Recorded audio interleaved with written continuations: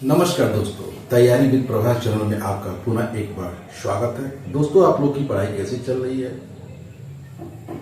दोस्तों, अगर आप लोगों को किसी समस्या है तो आप कमेंट के माध्यम से पूछ सकते हैं। निसंदेह उसका जवाब जो है मैं अपने अगले वीडियो में बताऊंगा। दोस्तों, जैसा कि आप लोग थंबनेल में देख रहे हैं कि आंग्ल मैसूर युद्ध। दोस्तों, जैसा कि हम लोगों ने पिछली कक्षाओं में 18वीं शताब्दी के जो नवीन स्वायत्त राज्यों के बारे में पढ़ा समझा, उसी के आगे के क्रम में बढ़ते हुए आज हम लोग आंग्ल मैसूर युद्ध के बारे में पढ़ेंगे। दोस्तों, आंग्ल मैसूर युद्ध से पहले थोड़ा हम लोग मैसूर के बारे में जानेंगे कि क्या कारण रहा कि आंग्ल मैसूर युद्ध हुआ। दोस्तों, अब हम लोग आते हैं कि वहां पर विजयनगर साम्राज्य था। जब विजयनगर साम्राज्य विजयनगर साम्राज्य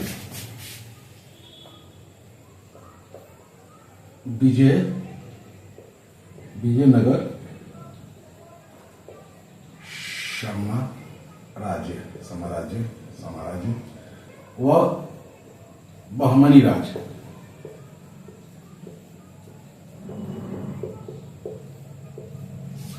दोस्तों, जब विजयनगर साम्राज्य और बहमनी राज्य में तालीकोटा का युद्ध होता है।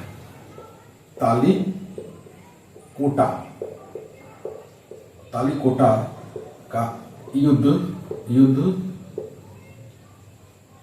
1565 में होता है। दोस्तों, इसके बाद विजयनगर साम्राज्य ध्वस्त हो जाता है। उसके बाद जो है कई राज्यों का उदय होता है। उसमें से मैसूर राज्य जो है एक मुख्य राज्य था, जिसके बारे में आज हम लोग पढ़ेंगे। जैसा कि हम लोग जानते हैं कि जब मैसूर राज्य का जो है अंतिम शासक जो है चिक्का कृष्णराज था, लेकिन वास्तविक जो शक्ति थी, देखिए दोस्तों मैं लिख के बता रहा हूं, ठीक है दोस्तों। उसके बाद कुछ नवीन राज्यों का उदय होता है, जिसमें से मैसूर राज्य एक प्रमुख राज्य के रूप में उभरता है। अब जैसे हम लोग आते हैं दोस्तों, यहां पर आप देखेंगे कि आप एक ये निजाम, यहां पर दोस्तों देखेंगे मैसूर, और यहां देखेंगे दोस्तों कि आप मराठा। दोस्तों, जैसा कि हम लोग जानते हैं कि जब मैसूर राज्य में अडयार वंश का शासन चलता है, तो उसका जो अंतिम शासक होता है चिक्का कृष्ण राज होता है। कौन होता है? चिक्का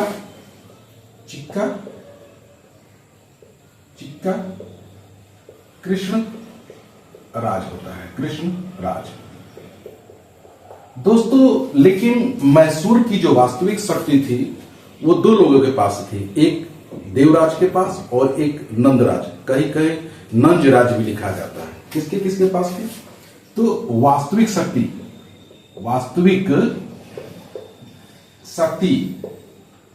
जो थी किसके पास थी? देवराज, और दूसरी नंद राज। देवराज जो था वो सेनापति,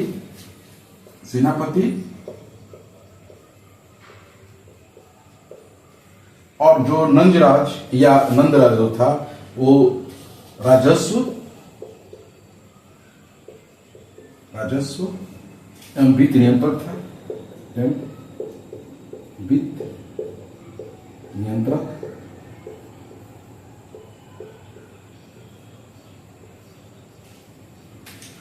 तो दोस्तों, ये तो आप लोगों को क्लियर हो गया कि मैसूर राज्य में वास्तविक शक्ति जो थी देवराज और नंदराज के पास थी।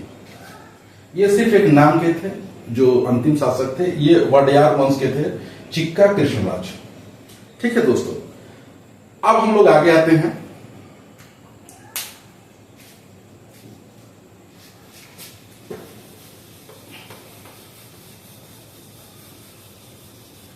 दोस्तों, जैसे ही जब मैसूर राज्य कमजोर पड़ता है तो इन पर दबाव बनाने के लिए मराठा और निजाम दोनों की नीयत बिगड़ जाती है।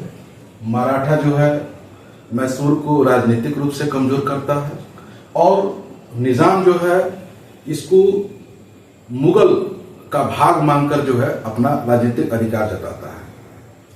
दोस्तों, अब इसके बाद आते हैं कि जो नंदराज हैं, जो राजस्व एवं वित्त नियंत्रक हैं, वो क्या करते हैं कि उस समय एक बड़े महत्वपूर्ण व्यक्ति का नाम जुड़ता है जिसका नाम हैदर अली है।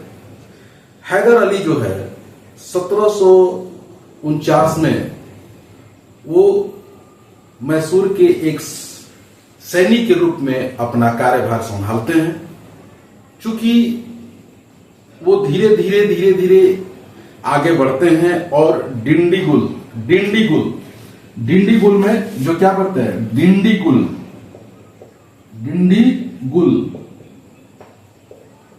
ठीक है दोस्तों, डिंडीगुल में यानी 1755 में क्या करते हैं, फौजदार बनते हैं, फौजदार।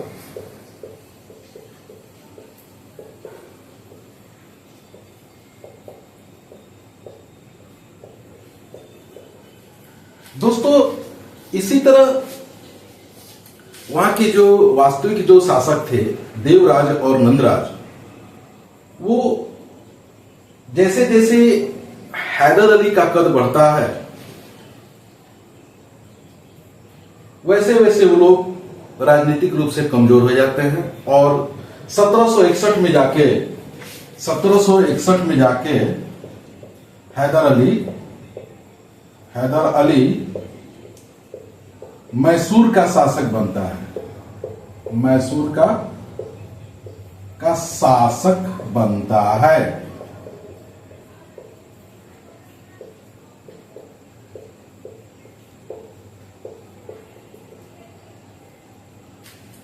अब दोस्तों बात आगे आती है कि जो हैदर अली के विरोधी थे वो मराठों को चढ़ा देते हैं कि आप उनको आक्रमण करिए। दोस्तों, जब वो मराठा जो है हैदर अली पर आक्रमण करते हैं तो हैदर अली तो हार जाते हैं, लेकिन उसी समय जो है पानीपत का तृतीय युद्ध होता है, उसमें मराठे बुरी तरह परास्त होते हैं, जिस कारण जो है उसका हैदर अली लाभ उठाते हैं और पुनः अपने गद्दी को स्थापित करते हैं। यानी स्थापित करने मतलब अपनी मजबूती को और बढ़ा देते हैं। दोस्तों, अब होता है कि मैसूर के लिए इधर मराठा, उधर निजाम, उधर जो है फ्रांसीसी और उधर जो है कि अंग्रेज, अब चारों ही आपस में लड़ते हैं। दोस्तों, जहां तक हम जानते हैं कि जब हैदर अली की मृत्यु होती है 1782 में, यानी हैदर अली की मृत्यु हैदर अली की मृत्यु होती है 1782 में। ठीक उसी समय जो है आपके टीपू सुल्तान, जो चूंकि हैदर अली के पुत्र थे, वह जो है शासक बनते हैं और वो उसके बाद जो है उन्होंने उपाधियां भी ली हैं, बादशाह की उपाधि भी ली है। और उसके बाद दोस्तों मैं आपको बता दूं कि टीपू सुल्तान जो है जैकोबिन की एक स्थापना करते हैं फ्रांसीसी की सहायता से। और दोस्तों, टीपू सुल्तान को अंग्रेजों से एक सीख मिलती है और वो एक नौसैनिक बेड़ा का भी स्थापना करते हैं। दोस्तों, टीपू सुल्तान को सीधा साधा दैत्य भी कहा जाता है। ठीक है दोस्तों, ये तो थोड़ी सी संक्षिप्त मैसूर की बात होती है। दोस्तों, टीपू सुल्तान जो है चतुर्थ आंग्ल मैसूर युद्ध में मारा जाता है और हैदर अली तो चूंकि द्वितीय मैसूर के बारे में पढ़ा। दोस्तों, क्या कारण थी कि जो आंग्ल मैसूर युद्ध हुआ? दोस्तों अब उसी के क्रम में आगे बढ़ते हुए अब हम लोग देखते हैं कि आंग्ल मैसूर युद्ध।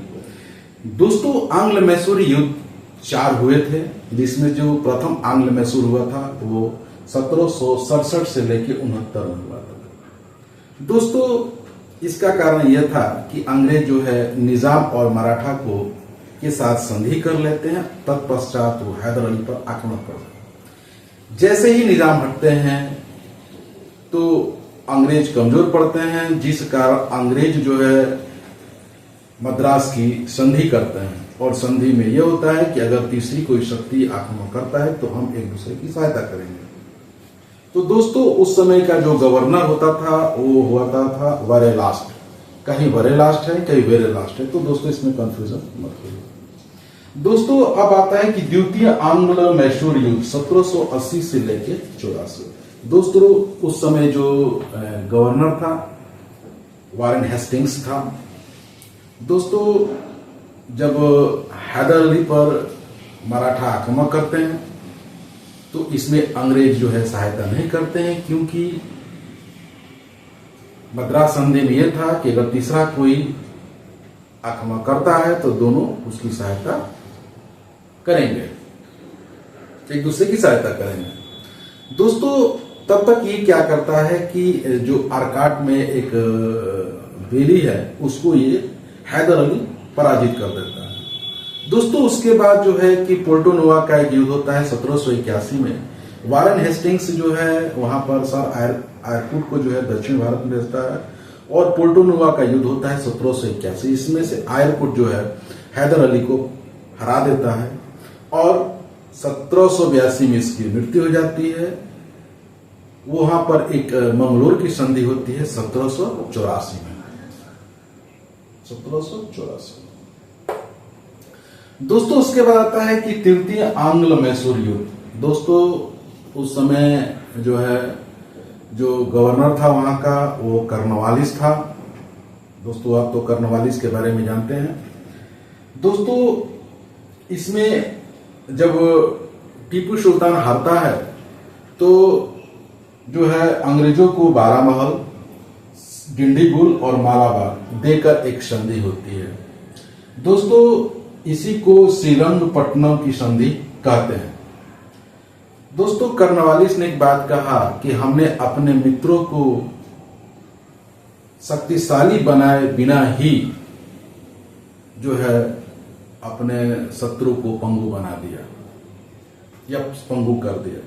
दोस्तों चौथा आता है कि चतुर्थ आंग्ल मैसूर युद्ध 1799। दोस्तों इस युद्ध में